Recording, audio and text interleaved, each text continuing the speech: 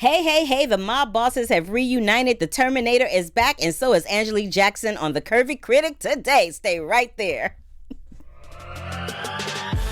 You're tuned into Black Hollywood Live, the world's first digital broadcast network devoted entirely to urban entertainment and pop culture. Tune in right now. Hey, hey, hey, hey, hey. It's your girl, Carla Renata, the Curvy Critic. I got a carrot cake cupcake. I was like, who is that for? Is that for me? And she offered me some. Don't think that she just had one and didn't offer me. Look, I was truly about to like get in with it. And then I was like, oh yeah, there is somebody here. I might want to be polite and share. Anywho, this is your girl, Carla Renata, a.k.a. the Curvy Critic. I am back for episode 84 of the show at Black Hollywood Live. And joining me this week is my girl. Well, both of my girls. My engineer producer Stephanie is in the booth, and in the studio with me is my girl Angelique Jackson. Hello. Thank you so much for having me again, Stephanie. We love you. We're so happy that you're back with us too. Yes, we love her. So for those of you who are joining us for the first time, this is the dealio. Here at the Curvy Critic, we generally talk about film reviews. We sprinkle in a couple of news items here and there, our opinions about the film, whether we like them or not. You don't have to agree with it, but it's all about having an opinion, right? So it's all good. If you got criticism, I'm down for that. We got the chat room open. Y'all can roll up in there and talk to Angelique and I through there. But that's basically the premise of the show. If you've been here before, if this is your first time here, give me a big old thumbs up at YouTube. Let me know you were there. We are also streaming live on iTunes, Spotify, and iHeartRadio. How was your week, girl? Girl, this week has been busy. And it's been busy because it's the beginning of award season. You know, everything is now starting to roll out, all the things that a lot of our critics like you saw at the festivals. And it's just really almost the busiest time of the year. Leading into the holidays for us movie people is pretty intense. And, you know, we know it's intense for the viewers at home because unlike, you know, all of the fun popcorn movies of summer, now we're getting into the nitty-gritty, the, you know, 3-hour-long movies like The Irishman. That are going to make you think and really, you know, experience cinema. I hate you so much for saying that. Welcome, Marlon Wallace, the good Juju, and Yasna. Yasna, you haven't been here for a while. Welcome back, my boo-boo, into the chat room. I'm sorry. I'm trying to get down. I'm not going to shoot anymore. This is the last time you're going to hear me smacking. Because I was smacking on that cupcake. But let me talk about how my week was. You're right. The award season is upon us. This weekend in particular, there were like 5,000 events happening in 1 week. I'm like, what is going on? They had screenings and receptions and this and that and all of this. But you know, I got to talk about the one reception that I went to. Oh my gosh, I'm so excited because I think I know which one this is. You know, I got to talk about the one reception that I went to where I met my comedic idol. I met my comedic idol, Eddie Murphy, and almost lost my black mind. Oh my gosh. Like, he's the best. Like, can I just tell you, Eddie Murphy is the sweetest, kindest, most humble. Like, I can't find enough positive adjectives to describe him. He's what happened to my thing? He's really quite lovely, and I enjoyed him immensely. And I was just like, is this moment happening right now? And so when I asked to take the picture, he graciously obliged. But then what happened was, you know, usually when you ask people to take a picture, they kind of like gently put their arm around you and take the picture. He was like, I was like, you're like, so are we friends? Right. So I showed the picture to my girlfriend last night. I was like, girl, look at this picture that I took with Eddie Murphy. I was so excited. She said, ooh, y'all look like a couple. I'm like, ooh, if he was single, I have to be like, yo, Eddie, what's up?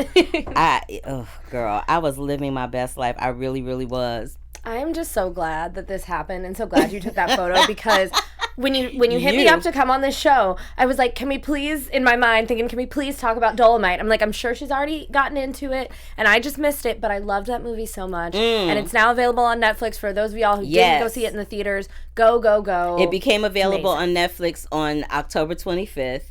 It is about the evolution and the journey of Rudy Ray Moore, a.k.a. Dolomite.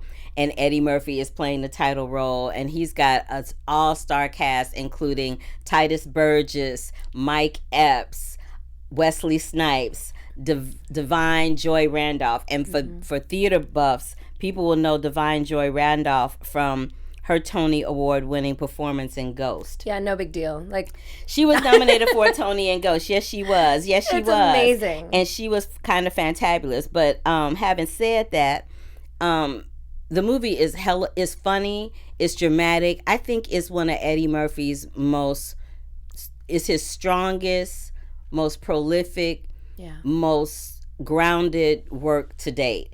And I'm really hoping that it ain't the same old during award season this year, and that they give him some love, because I feel like comedians and anything that has a comic edge to it generally goes overlooked during award season, don't you? Yeah, absolutely. I mean, him and Adam Sandler, funnily enough, are both having these like great performances with Uncut Gems, which is crazy, but y'all go see that too. It's just nice to see these guys that are known more for their comedic performances get to do something different and hopefully get recognized for it, because they do deserve it. They are incredible. Absolutely.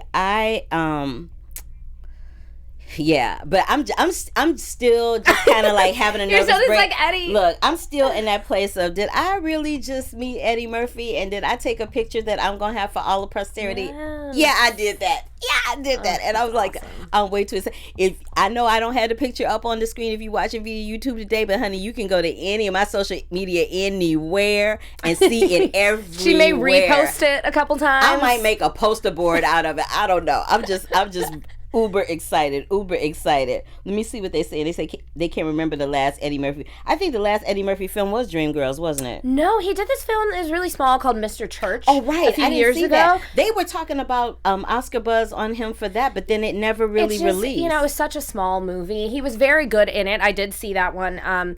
It just, it didn't... It happens so often with these smaller films. They just don't get the attention that they deserve, or something else comes out that, kind of beats it. I'm seeing him up on that screen. Oh, I'm like, I hope. Don't we look good together? We look good also, together. That dress is so cute. Is that a dress or a jumpsuit? Dress? It's a dress. It's got little pockets. Ooh. Yes, girl. I was trying to be cute yesterday. She knew she was going to see Eddie, so, that makes sense. Well, okay, this is the thing. I didn't know I was going to see Eddie, because, sometimes when they have these receptions, so y'all that are in the chat room and stuff, a lot of times when they have these receptions and things for award season, they say so-and-so is hosting or so-and-so is going to be there. But sometimes they kind of show up for a picture op and then you never see them again. But Quincy Jones hosted this event yesterday at the San Vicente Bungalows. They had 2 screenings, one at 12 and one at 2, and there was a reception in between. So I went to the noon screening because I like to see movies, and I've told you this, I like to see films multiple times with different groups of people, because it's very important to me to hear how the film lands, script-wise, timing-wise, and all that, as opposed to just my own little lonely opinion. Totally. No, it makes a massive difference. You know what I mean? Yeah. So I like to do that. So I think this is probably like the second or third time I saw it. And it was nice to hear with other people, because what's interesting about Dolomite is most people that are of the vanilla hue are not necessarily familiar with Dolomite and don't necessarily get that humor. So I was sitting between these really elderly white women, and I was guffawing out loud, and they were looking at me like I was distracting them from the movie. And I was like, talk to the hand and get your life someplace else, but whatever. So yeah, that was that. But what I also want to talk, I'm gonna stop talking about Eddie Murphy, because I will talk about him for the rest of the show. I get too. I saw this. The other part of my weekend was I went to this documentary called "Making Waves: The Art of Sound Design." Have you heard about this? No, I haven't heard about this one yet. First of all, it's in theaters right now. It's playing all over the place. I will put the schedule up on my site so that you guys can see it when I do the review, and I will put it up on my social media too, the dates and where you can find it, and the website to the actual documentary. But it's called "Making Waves: The Art Design of Sound." And this is what I was most flabbergasted by.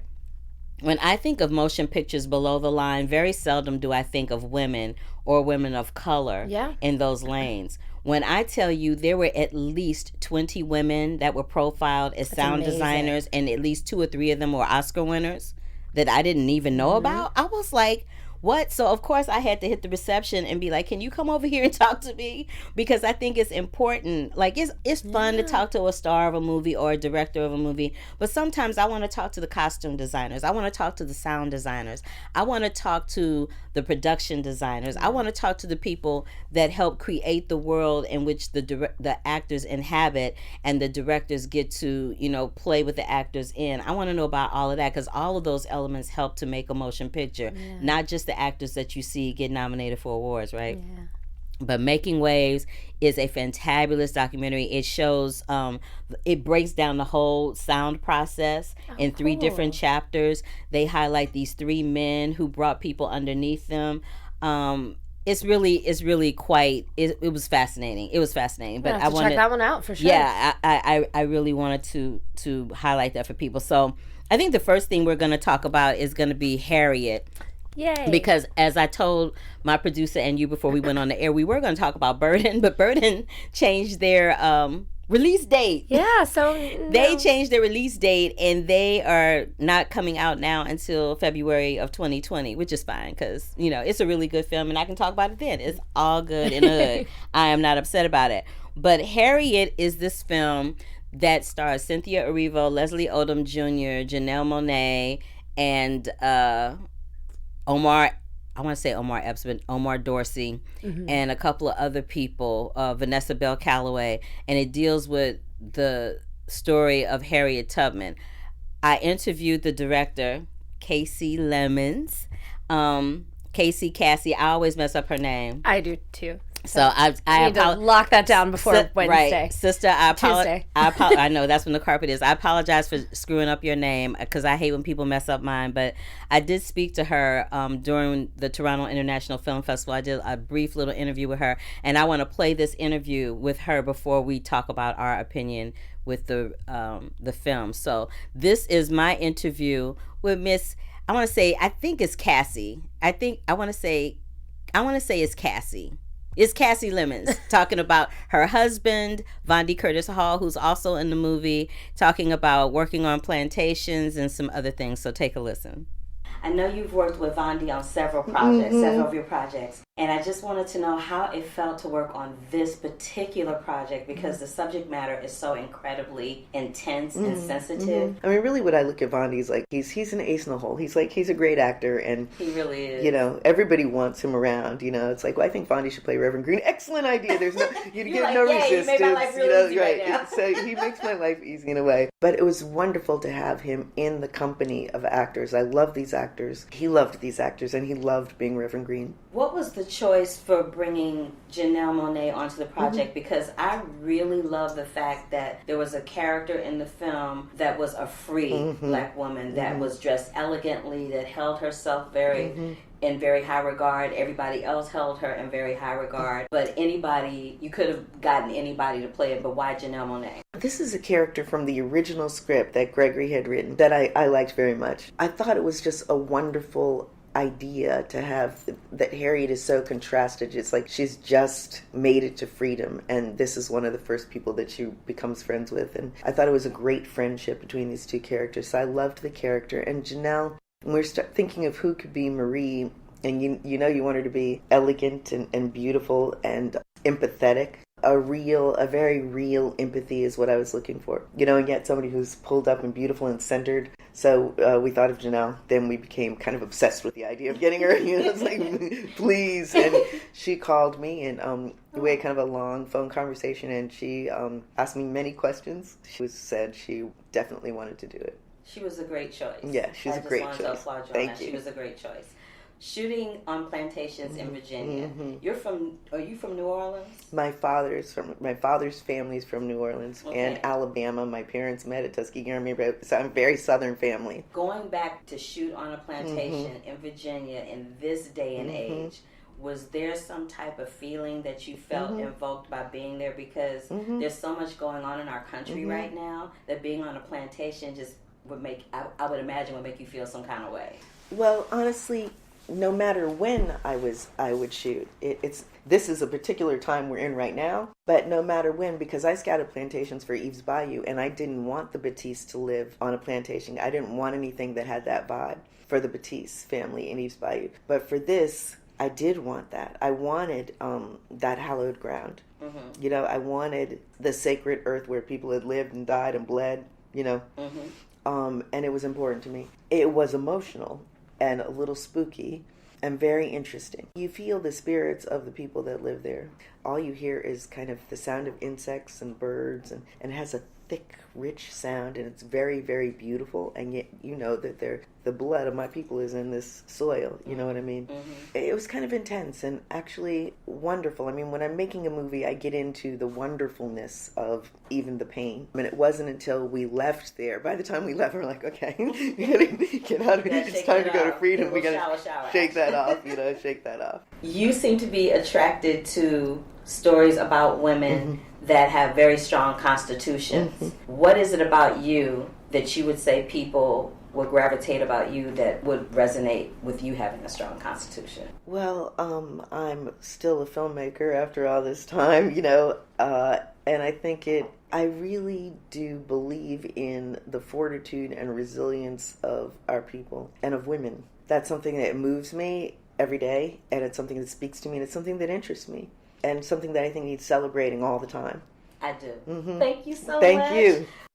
I love speaking with her because she's so eloquent. And then I found out after the fact, which I should have known before I talked to her, I'm such an idiot, that she's actually from St. Louis, Missouri, which is my hometown. So hopefully when I see her this week, I can be like, hey, homie, how you doing?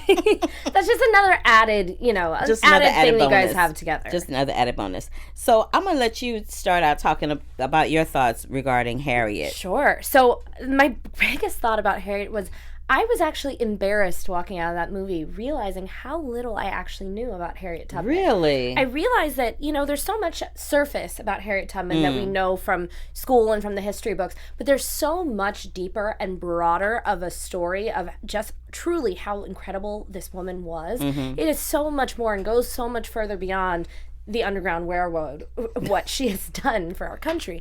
So it is wonderful to see this on the screen and to see Cynthia, who I think is so powerful in the role, get the opportunity to play Harriet. This is just a woman that we should all know so much more about. And I was both embarrassed and then also like incredibly emotional because I just think it's so important. And so often do we see slave tales that are difficult to watch for a different reason. They're more difficult to watch because it's difficult to relive that time. This is so uplifting. What's difficult to watch is how the tension and how terrifying it is, even though you know how successul she was at crossing herself to freedom, crossing other people to freedom. It is so intense. I just think she's incredible. I concur. I feel like Cynthia Erivo should definitely get an Oscar nomination for her role in Harriet. She carries that film. And she should, because it's titled Harriet. So there's that. But she is really quite wonderful. And when I interviewed her, which I played here a while back, right after TIFF, I think is when I played the interview with her and Leslie Odom Jr., I point blank asked her about the whole controversy surrounding her playing Harriet, because there are some African American people that feel some kind of way about the fact that she had been chosen to play Harriet Tubman because she's a Black Brit. Yeah. And they felt like, well, aren't there some American Black actresses that you could hire? And so right around the time I was going to interview her, I was struggling with how to ask her that question without feeling like I was attacking her or trying to get clickbait or anything like that, because that's not really how I roll or how I do things. So, but I really wanted to have a conversation about it. And fortunately, there was an article that came out right before that had David Oyelowo in it talking about that very same subject. And at the end of the day, he said this: nobody says anything when Daniel Day-Lewis played Abraham Lincoln. Yeah. Nobody said anything when Meryl Streep played Margaret Thatcher. But you got Cynthia Erivo playing Harriet Tubman, and all of a sudden it's an uprising. And I asked her, how does she feel about what David said? Did she agree with what he said? What were her thoughts about the controversy in general? And I said, and not for nothing, but my opinion on it before you speak is the fact that as an actress myself, why can't we just hire the best person for the role? Why does it have to be about that other stuff? Why can't we just hire the person who is able to inhabit the character and bring the script and the character to life? And in this particular case, it's not a character. It is a real flesh and blood person that she is portraying. And she gave the best answer ever. So if you guys can go back through the archives, you can hear that. But I'm going to throw a couple of clips of that up online on my social media so that you can hear specifically her answer to that question. I liked the Harriet movie. The one criticism that I would have is there was way too many scenes of her running. Like after she ran that first time, I'm like, I don't need to see her run through the woods one more time. I don't need to see you running one more time. I really don't. And then I make light of this, and it's not funny, but I make this joke about this all the time. There's a moment where they talk about her having spells. So I knew that Harriet Tubman had narcolepsy. Yeah. And that she was known to just drop and fall asleep, but I didn't know why. Yeah. Come to find out, the reason she had narcolepsy is that she had some injury where she got kicked in the head or hit in the head or something, and she had the scar down the middle of her forehead, and because of the placement of where she got kicked, it would cause her to just black out from time to time. But over the course of history, people would make fun of it and say, Harriet Tubman would just, as a matter of fact, there was a guy that I worked with, and he would just fall asleep at the drop of the hat, and I would just call him Harriet Tubman, because he would just, we literally would be working, and he would just be, and you would be talking to him, next thing you know, you turn around to talking, and he would just be asleep. I'm like, what is happening right now? I can't. But it would make me laugh. I'm like, and then I also made light of the fact, I'm like, can you imagine being a black person trying to get from the South to the North? This is your designated person to get you, to have the task to get you from point A to point B. And y'all are running, y'all getting it, y'all getting closer to the North, and homegirl goes, hold on, wait a minute, and just drops down and falls asleep. I'm like, I'm gonna need you to wake up, diva. Yeah, well, because of course, and I don't know if this is a spoiler, but the way they present her narcolepsy in the film becomes a plot device in some ways that, it was more than she was just falling asleep. She was seeing something. So that's why I said she was having spells. Yes. So that's why, because I had that conversation with the showrunners with the producers and the director and some other people. I had whole conversations with them about that. But having said that, Angelique and I are we're in accordance with Harriet. We feel like everybody should see it. It is definitely worth seeing. It's a little on the long side. I'm not going to lie. It is. It's a little on the long side. It is. But it's produced by Focus Features. I also do a show for Focus Features called You Know That Scene. Yes. And we have a special segment just on Harriet Tubman and some other fierce, fighter women that will come up. So I will send you the link and put that up online as well so that you guys can check that out. So Harriet opens on November 1st. It is produced by Focus Features and directed by Casey Lemmons, and it's well worth checking out, y'all. So do that if you have an opportunity. All right, so now The Irishman. It doesn't come out until Thanksgiving weekend, but we were discussing ahead of time the embargo is lifted on it, so we might as well just get into it. I didn't see the film, and I have a excellent reason why. So the night of the premiere here in Los Angeles was the same night that 5 fires broke out all over the city, and one of them was extremely close to my home, and I had to make a decision. It was either go to a movie premiere and come back and see my house burn down, or stay home and evacuate and take care of my mom. So I made the latter choice. But I did go to a press conference that they had the next day with Robert De Niro, Al Pacino, and Martin Scorsese, where Al Pacino pretty much dominated the conversation. That seems like what Al Pacino just does. He just dominated the conversation. He had great stories. They talked about, somebody asked a question about Martin Scorsese. Not this specific question, but something that would have you wonder why he keeps going back to these kind of films. Goodfellas, Casino. He loves a gangster film. Well, this is what he said. He said there's something about corruption that is intriguing to him. What what makes somebody get involved in corruption, why they stay there, and how they think they're going to get out of it, knowing that that's not going to have a good consequence. So that in itself was actually a very interesting thing for him to say. Massively interesting. And now it makes me wonder, is he going to start doing political films? Because he might. He's done, like, Wolf of Wall Street isn't a political film in any way, but, it's the corruption of business. So I'm curious. I want to see him on the verge.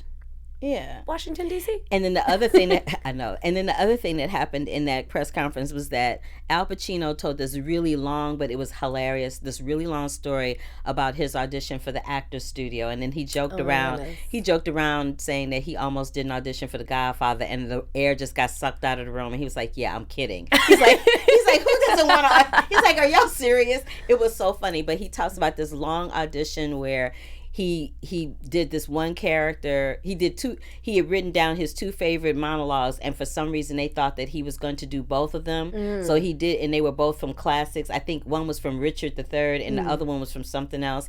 And he did both monologues, and then Lee Strasberg, who he auditioned for the Actors Studio, and who also played Herman Roth in the Godfather films, said, okay, so now do this person as this, and then do that person, and just basically invert what he just did. And based on that audition, that's how he got into the Actors Studio, and that's eventually how he ended up coming to the attention of Francis Ford Coppola and The Godfather and all that. But I thought that was interesting. It's amazing how that can all work out. Isn't it? Yeah. Fate. It's a beautiful thing. It truly is. So you guys, The Irishman is a film about a mob hitman who recollects his involvement with the murdering or the slaying or whatever you want to call it. The disappearance. Of Teamster mob boss Jimmy Hoffa. That's what it's about. And it's directed by Martin Scorsese, and it's going to be on Netflix. And Angelique saw it. I sure did. So the biggest question that most people have about The Irishman is, are you ready for the 3-hour runtime?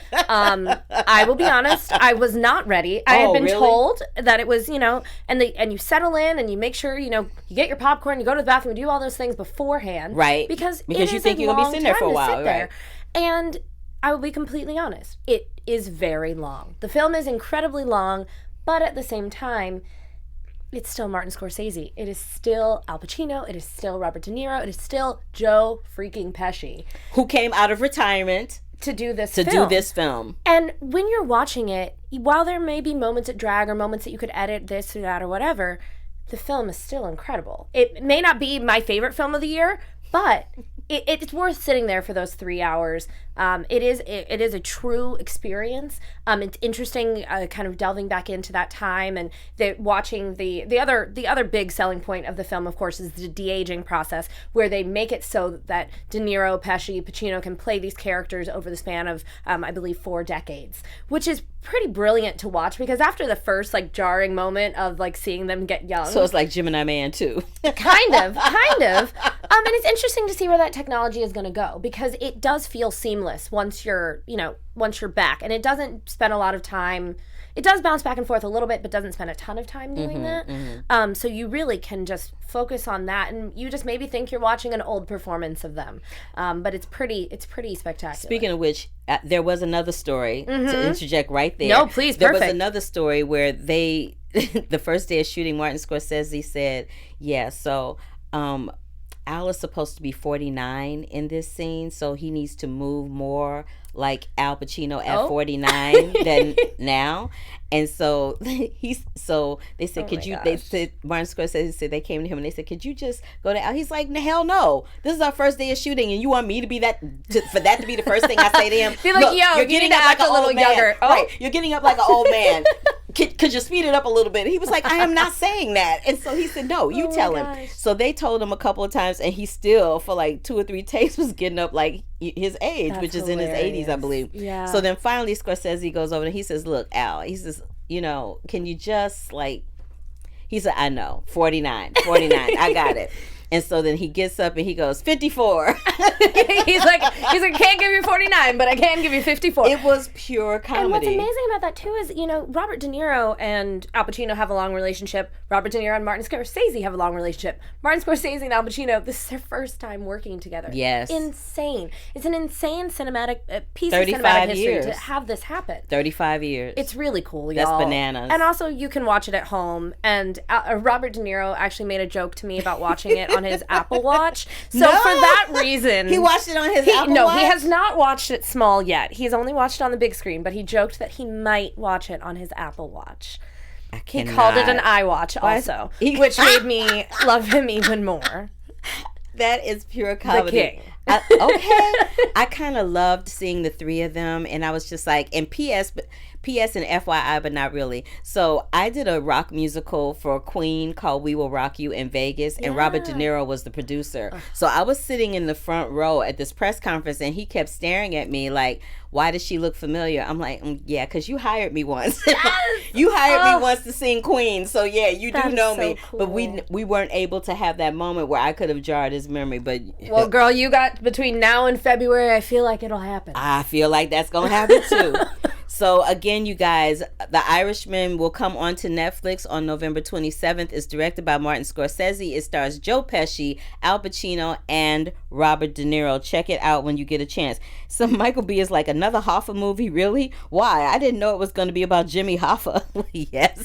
Well, it's actually so much more about Frank Sheeran than it even is Jimmy Hoffa. Yes. Al Pacino's Jimmy Hoffa doesn't even come into the film until maybe about 30, That's why 40 minutes in. Right. That's why I said at the beginning, it's more about the person who believes that he may have had something to do with knocking off Jimmy Hoffa than a biopic about Jimmy Hoffa. Yeah. So let me be really clear about that. It is not a biopic about Jimmy Hoffa as much as it is about this other character who is allegedly the person that bumped off Jimmy Hoffa, and the recollection of how that may or may not have transpired. That's what the film is about. Okay, cool. Happy birthday. Oh, happy birthday, Brandon. Hey. Oh, happy birthday. Happy birthday, Brandon. Yay. I'll sing happy birthday to you at the end. Okay.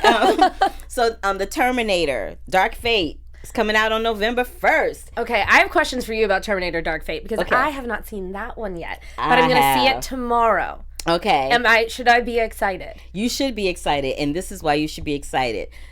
All the other Terminator films have been focused on the Arnold Schwarzenegger character. Mm-hmm. Arnold Schwarzenegger is in this film, but this film is very heavily geared toward the women in it. Yeah. Mackenzie Davis, who plays Grace, Daniela, no. Natalia Reyes, who plays Daniela, and Linda Hamilton, who's reprising her role as Sarah Connor. It's more about these three women and how they're bonding to protect each other than it is Arnold Schwarzenegger's character. And for that, and the fact that Natalia Reyes, for the most part, is the lead in the film, who is Latina. They took the Terminator franchise away from the white dude and made it about this Latina girl. That's awesome. It's full of action. There's this action sequence that happens on this bridge that is... Bananas. Oh my God, I'm so excited. When the naked people start dropping from the sky, you're like, why are there naked people dropping from the sky? That is definitely not where I thought you were going to go with that. No. Okay. There's naked people dropping from the sky. You're like, ooh, who are they? But they're Terminator people that are naked and dropping from the sky. Terminators don't fall down with clothes. They apparently that not. Is part of the thing. Apparently not in the James Cameron world of the Terminator. They're naked people that are falling from the sky. But it was really, I enjoyed it. Yeah. There are people there, and of course with these types of franchises, there are going to be people that are always going to find something wrong or be like, well, I didn't like it because. But I was not a big diehard Terminator franchise fan. Yeah. So this was new for me and I was all about it. So you're going to enjoy it immensely. I literally can't wait because that is all I hear. All I hear is that it's all very female empowerment friendly, that it's you know, the women are taking over, and just getting to see Linda Hamilton play Sarah Connor again and be like freaking so awesome. Badass is. And her body is insane. Well, her body was insane when she came onto the scene last time. But child, I could just talk about Linda Hamilton's body and my meeting Eddie Murphy for the next hour. But, you know. We're just talking about the legends on today's show. And another legend we're going to talk about is Miss Jane Fonda. You actually wrote an article about Yes, I did. Yes, I did. Because I went to the BAFTA Britannia Awards just thinking, I'm going to see Phoebe Waller-Bridge and, you know, everybody accept their awards. And we remember, Jane Fonda got arrested again this Friday protesting for climate change awareness. Yes, which is a good thing to protest against. Exactly. So we're like, okay, she's not going to be there. Let's not bother writing any questions for Jane Fonda. So we're all sitting in our seats and, Taron Egerton gets up on stage to present to her. And he goes, hey, and we've got this video tribute from Jane. which is not surprising. She knew she was getting arrested, y'all. She had time to plan a video. So she's sitting there, doing the video. I cannot. And we're like, okay, cool. I'm recording on my little cell phone. Then all of a sudden it starts cutting in with footage of her getting arrested. And I'm like, oh, that's really cool. Like, great producing, like making sure to get the B-roll, whatever. All of a sudden you hear Jane yelling, "Thank you, BAFTA!" And you're like, wait.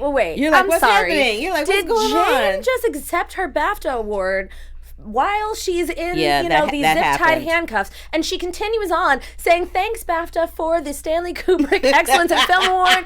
And, she's so sorry she can't be there. And you're like, that is the most iconic "I'm sorry I can't be there" video I've ever seen in my entire life. How incredible is Jane Fonda? She's like, sorry, y'all, I really had some important things to do, but I'm going to get it on film because I am a movie star. I'm Jane Fonda, damn it. Seriously. It was the biggest drop the mic moment I've ever seen at an award show, and good luck to everyone ever coming up with a better acceptance speech than that. I mean, she actually also got a standing ovation in the room. I mean, obviously everybody knew that she wasn't going to be able to see them, but everybody was just hopped up, just clapping, going crazy, because it was iconic. It truly was. This is the thing. I'm like, why are y'all arresting, how old is Jane Fonda, 84? 86, 80 something. She 80 something, ain't she? I thought she was 70 something. I don't know. I didn't write that in the article. No, you didn't. But she's close. She's up there. Yes. What are y'all possibly gonna have to get? I'm almost feeling, because this is the second time she's been arrested in less than 30 days. Well, she's planning to be arrested every Friday. They are going to demonstrate. Okay. Yeah, they are demonstrating every Friday. Okay. In hopes of garnering more awareness for climate change. So this week, Ted Danson got arrested with her. I saw that. And it's a question of will it be Jane and Ted again plus somebody else, or is it going to be Jane and a new guest star every time? Because when I saw that, I'm like, is this a publicity stunt? What the hell is going on? Well, in some ways it is, but in a good way. It's a publicity protest. Okay. Jane Fonda's 81. 81. I knew she was over 80. Thank you, Miss Stephanie. I knew my girl was over 80. She's up there. So I was like, okay, Jane. You go, Jane. Right? I ain't mad at her. Do your thing, girl. Do your thing. All right. So the other thing I wanted to talk about, well, not talk about, but just disseminate information about, is that Tim Story, who's also been over here with the Curvy Critic, he told me when he was here that he is directing a reboot of Tom and Jerry, the beloved cool. Cartoon. That was supposed to come out around Easter of next year, and they have pushed that back to Christmas of next year. Okay. For production reasons, but that can also be good timing because kids are out of school. Yes. So we wanted to wish him well with that, and him and the WB with that pushback, and wish them well. And then a couple of other things came up that I thought were really interesting. So I read this article about something that says something about a movie man wave, about the fact that this particular award season, the movies are very male heavy, and when there are females in the movies, the females are not put in the poster art for the film. It's just the dudes, right? So there's films like Once Upon a Time in Hollywood. Margot Robbie may be in that poster, but she's so small that you barely see her. And so my question is, do you feel like there is a pushback when it comes to having women in film, and with really big male movie stars, that they have a tendency, for the art's sake and for the promotional marketing of the film, that they have a tendency to just throw the men out front to help sell the movie, and then once people see the movie, they're like, oh, it's about the girls, let's take them off, because that's what happened with Terminator too. Yeah, that's a very good question, because leading into maybe the last couple of months, there wasn't a lot of buzz around a lot of the female performances for Oscar. There was a lot of male names that we knew, even though we hadn't seen the movie, like for the Irishman, for example. Everyone was like, yeah, I think you can just already put in a spot for De Niro, Pacino, Pesci, everything like that. With the women, it was a little different. Like I saw Bombshell a couple weeks ago, and that was kind of being whispered about, but nobody really knew, is this a real contender or not? I saw that a couple of weeks ago too, and they about to kill it. Folk about to get their face cracked. Yeah, it is insane. Bombshell is just amazing. So for y'all, we know what Bombshell's about, but real quickly, I'm gonna tell y'all what Bombshell's about. Bombshell basically deals deals with these 3 women that all worked at Fox News. One of them is an amalgamation of a lot of different women that worked at Fox News, and the other 2 are Megyn Kelly, played by Charlize Theron, and Gretchen Carlson, who's played by Nicole Kidman. And it is directed and written by Charles Randolph, who did The Big Short. Charles Randolph wrote it, and Jay Roach directed it. Yes. My bad. I switched it around. Thank you. So, but that film is due to pop out in a minute, and y'all are not going to be ready. It's going to be a lot of conversation. People going to be mad. It's going to be a whole thing. I should bring you back to talk about that. I will be here. I will be here. Because we have that, and we also have Little Women, which has just started screening. I haven't seen that one yet. But those are kind of a couple of the really big female-fronted films. Yeah. But there haven't been a lot of them up until now. There's been, like Judy and Harriet, where it's like a woman at the center, but not... Yeah, if they left Judy or Harriet off the poster, people would be rioting in the streets because that would make no sense. But then there's Alfre Woodard and Clemency. There's somebody else that I'm forgetting right now. And I talked about Divine Joy Randolph in Dolomite. I think she should get some love. I hope she does. There's a scene that she has with Eddie Murphy in Dolomite where it's just her and Eddie Murphy, and they're on their way to the premiere for the Dolomite picture, right? And she's standing there and she's like, Rudy, I just want you to know that thank you for putting me in this movie, because up until this movie I didn't see anybody that looked like me. And her eyes are tearing up. You just gave me chills just remembering. You know what I'm saying? Yes. And her eyes are tearing up, and you know unequivocally watching that moment that was a real moment, and that was basically a subconscious moment of her speaking to Eddie Murphy about somebody like her being in a film with Eddie Murphy and him giving her a chance. Like, it was a very double entendre moment just for that moment alone. And then there's another moment where they're on the telephone having a conversation. Like, she's doing really so and not for nothing, y'all, but this chick is the only female in that film other than Lunel. That's it. It's her and Lunel in that movie, and they're freaking crushing it. But okay, literally crushing. I'm really not gonna talk about Eddie Murphy no more. Okay? It's okay. It always comes back around. I know, Eddie just keeps coming back around. Okay, and then there was one other thing that I wanted to talk about before I let you go. Did you hear about this thing with Harvey Weinstein being at this event? Yes. It was a female event, and he was there, and I'm like, So for y'all listening that may not, because I always have to bring it around because not everybody lives in Los Angeles, and I have to let y'all know. So Harvey Weinstein, as we all know, has been in the news on and off for the last year about sexual harassment, sexual abuse allegations toward him, and some lawsuits coming and going and sticking or whatever. And he had been ghosting Hollywood for the most part. He hadn't been here. You didn't see him in public. He wasn't at any social functions. And there is a women's group here in Los Angeles that invited him to their function and had him sitting at a table full of women. Girl, actually, I didn't hear about this one. I heard about the bar in New York, but I did not. Yeah. Okay. So that happened, and I was like, really though? And this I don't want to say the women's group because I don't want to get in trouble, but yeah. So it was interesting. But what I have to say about that is, if you are a female, whether you are in the entertainment industry or not, and you have been sexually abused or sexually harassed by somebody, and this person is accused of that very same action, the last thing you should be doing is hosting any kind of luncheon, function, whatever, with that person there with a room full of women or at a table full of women. That's the last thing you should be doing. Like, what is wrong with you? Are you crazy? That's wild. Angelique is speechless. I really am. Because that's unfortunate. That's really the only way to say it. It's just really unfortunate. It is. Now, I know you're popping off to go to do something right now, but before you do that, tell the people where they can find you. Tell the people where your stuff is, and then we always bring you back because I love coming back. It's my favorite thing, and thank you for having me. Yay. You can find all of my stories at variety.com. You can follow us on Variety on Twitter and Instagram as well. And then you can follow me, Angelique Jackson, at Angelique814 on Twitter and Ange814 on Instagram. And I'm trying to share more of the behind the scenes action for you guys that you can see, everything that we're doing on the red carpet. And even right now, Variety, not me, but one of our wonderful Variety hosts, Mark Malkin, is on the red carpet at the Governor's Award. So we are everywhere all the time, and I'm happy to be here. So that's why you're welcome, and that's why there was so much happening this weekend, because the Governor's Awards are happening. Yes. For those of you who do not know what the Governor's Awards are, it is an award where they give special Oscars out a couple of months prior to the Academy Awards. It's a really big deal. It's like a whole another second Oscar ceremony. So that's why it was so busy in Hollywood this weekend, because everybody was attending or preparing to attend the Governor's Awards. And when she says everybody, like, she means everybody. Like everybody that's in the mix at all for Oscar season. Which, by the way, let's talk about Us for just 1 second. Lupita Nyong'o, Jordan Peele, Us. Like, don't forget. I know it came out in February. But yes, I know. Yeah, they're coming back, y'all. We can't forget about that either. Thank you for bringing that up.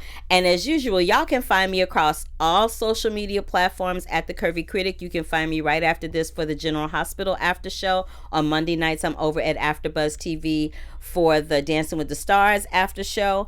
Next week, we're going to talk about Okay, get ready. Buckle your seatbelts. Let me crack my neck. We're going to talk about Motherless Brooklyn, The Kingmaker, Honey Boy, Last Christmas, Midway, and One Child Nation. It's going to be a full house. And in the week after that, I have some interviews with Sterling K. Brown, Renee Elise Goldsberry, Taylor Russell, Kelvin Harrison Jr. for their film Waves. So until that time, thank you so much for joining us here at The Curvy Critic with Carla Renata for episode 84 with my guest co-host, Miss Angelique Jackson from Variety. And as usual, give me a thumbs up on YouTube if you love the show. If you don't love the show, you can tell me that too. I ain't mad at you. She can take criticism. I can take it, but know that if you criticize me, I'm sure gonna pop back at you. So, choose your words wisely. And join us again next week for another episode. Until then, we'll see you later. Bye. On behalf of our BHL staff, we would like to thank you for tuning in to Black Hollywood Live, the world's first digital broadcast network devoted entirely to urban entertainment and pop culture. Check out our Black Hollywood Live YouTube page for even more great programming and amazing content, and be sure to subscribe and like our channel when you do.